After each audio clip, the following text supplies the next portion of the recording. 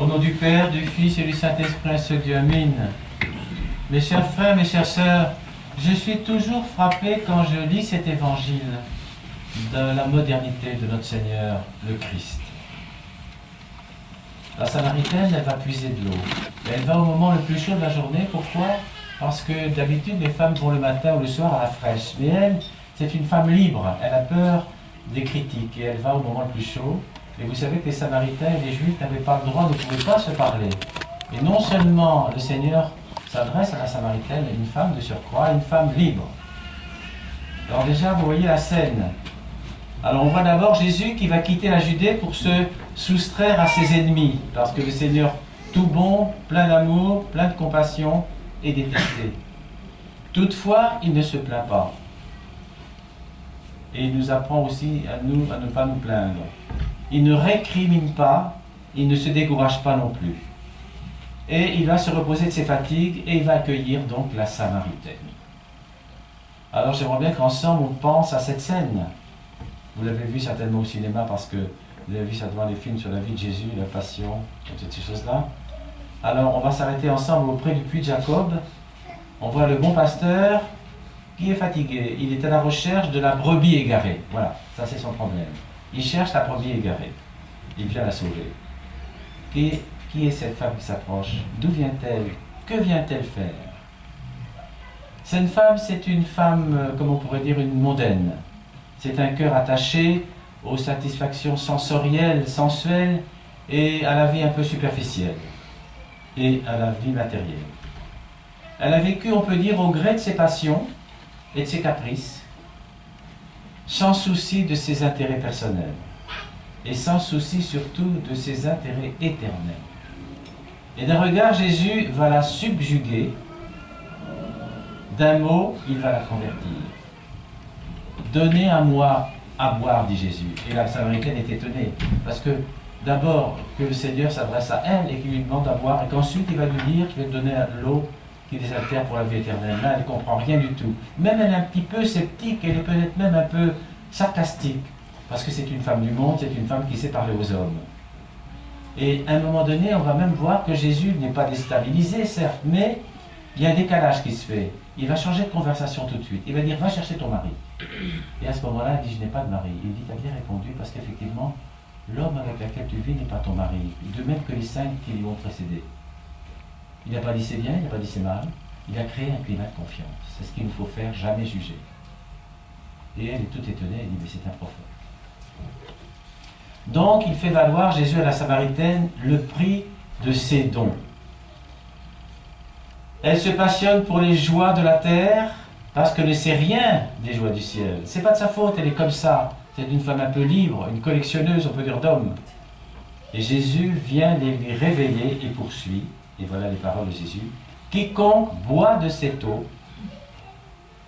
demeurera altéré, c'est-à-dire l'eau de ce puits de Jacob. Mais celui qui s'abreuve de celle que je lui offre, le Seigneur, l'eau qu'il va lui offrir et qu'il lui offre, on n'aura plus jamais soif. Bien sûr, la Samaritaine ne comprend pas beaucoup ça. Voilà ce que l'eau vive du Christ symbolise. Quand vous saurez qui je suis, vous accourrez à moi et vous trouverez plus que ce que vous cherchez. Jésus déclare à la Samaritaine qu'il est à la recherche des vrais adorateurs. Pas pour lui-même, parce qu'il fait la volonté du Père. La Samaritaine lui dit, je vois que vous êtes un prophète. Et qu'a-t-il découvert en elle, le Seigneur? Eh bien, c'est-à-dire que Jésus, dans tout son amour, dans toute sa compassion, il aide cette âme perdue à prendre conscience de son mal, afin de la disposer à en sortir. Une manière si douce décide la Samaritaine. Elle veut avancer sur le chemin où elle se trouve engagée par la grâce de Dieu. Elle veut connaître la vérité tout entière. Elle ne connaît pas la vérité. Elle veut apprendre quel est le culte qui plaît à Dieu. Nos pères, dit-elle, ont offert des sacrifices sur cette montagne. C'est le mont Garizim, qui est situé auprès de Sichem. Pourquoi vous autres, dit-elle, vous, que le lieu unique du sacrifice est à Jérusalem? Et qu'est-ce que le Seigneur va répondre? Peu importe que ce soit Garizim ou Jérusalem, ce n'est pas ça. Et elle, la Samaritaine, s'est dit, quels sont mes vrais devoirs envers Dieu et comment me conformer à ses desseins? N'est-ce pas le sens secret de la question qu'elle pose à Jésus? Parce qu'elle est hésitante, elle dit, est-ce que c'est sur le mont Garizim qu'on va être sauvé ou à Jérusalem? Et que répond le maître de la vérité?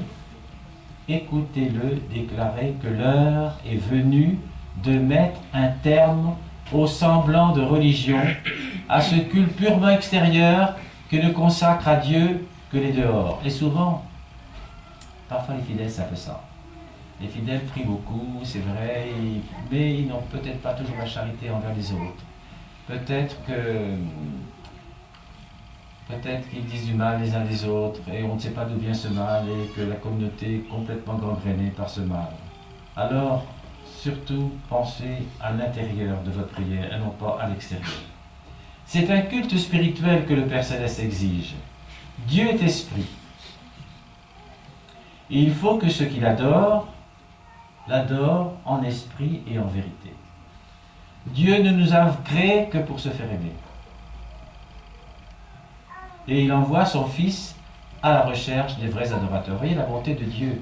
Dieu, le Fils, s'incarne, le Fils de Dieu, le Christ, qui est Dieu lui-même, pour que nous puissions écouter sa parole, écouter vivre de ses sacrements, pour nous approcher de Dieu, parce que Dieu nous paraît peut-être un peu lointain, mais le Christ, c'est l'intermédiaire qui nous permet de mieux approcher le Seigneur.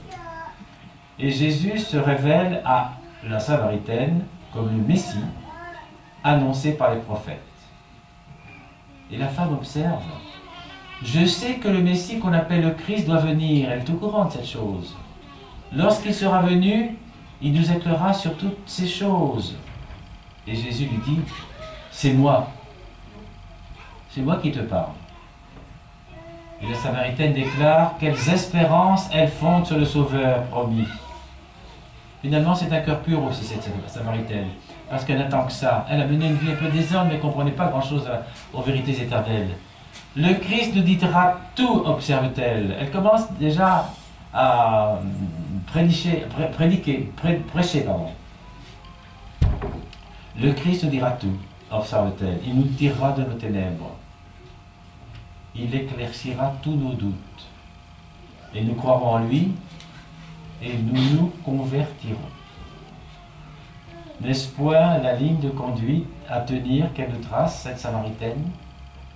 Une si bonne disposition mérite à la Samaritaine la plénitude de la lumière. Et Jésus, il achève de se révéler à elle. Le Messie, c'est moi, dit-il. Elle l'attendait. Elle ne savait pas qui c'était le Messie. Je suis celui que vous attendez. C'est ce qui fait le changement subit de la Samaritaine. Elle change complètement. Voici l'effet d'une simple parole du Fils de Dieu. Et j'espère qu'une simple parole de Dieu, et Dieu sait si on entend la parole de Dieu par le Seigneur dans ses évangiles, dans tout ce qu'on peut lire sur la vie du Christ.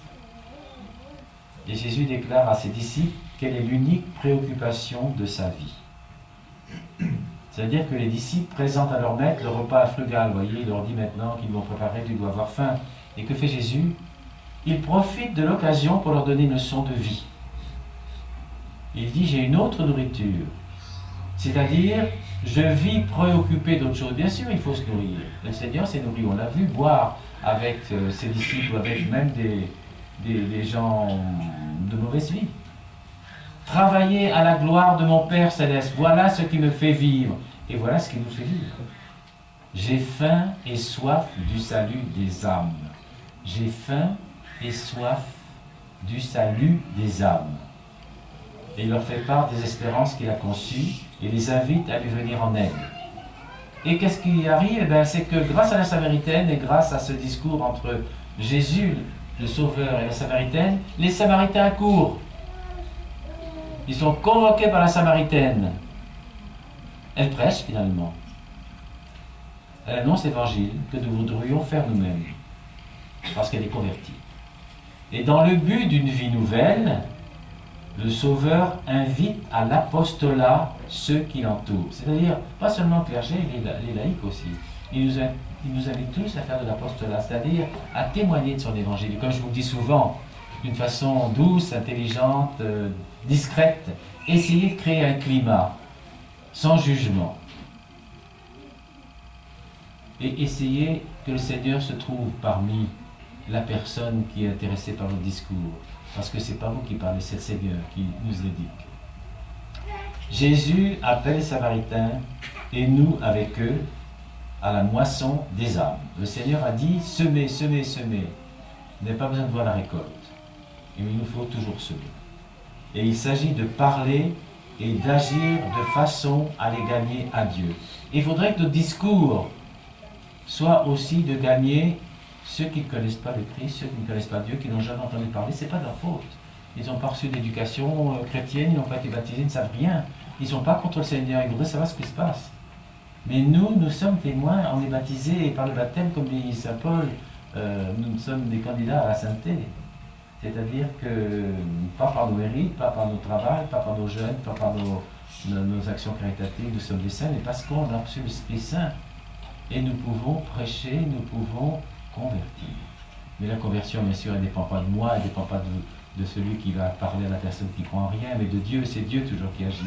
Mais nous sommes des membres, nous sommes des ouvriers du Seigneur. Il nous faut apprendre, on a reçu des dons, on parle, le don de la prédication, le don de la charité, le don de la simplicité, le don de la belle voix, tout simplement. Alors aujourd'hui, à travers la Samaritaine, qui est convertie, qui est convaincue à 100%, elle va commencer à prêcher, vous voyez, alors qu'il était interdit aux Samaritains de parler aux Juifs. Alors vous voyez le Seigneur qui était pourtant juif, qui était pratique, qui était observant, mais il savait que parfois il fallait dépasser les lois, des lois toutes humaines, pour convertir. Que la bénédiction du Dieu Tout-Puissant, le Père, le Fils, le Saint-Esprit descend sur vous et il reste pour toujours. Amen.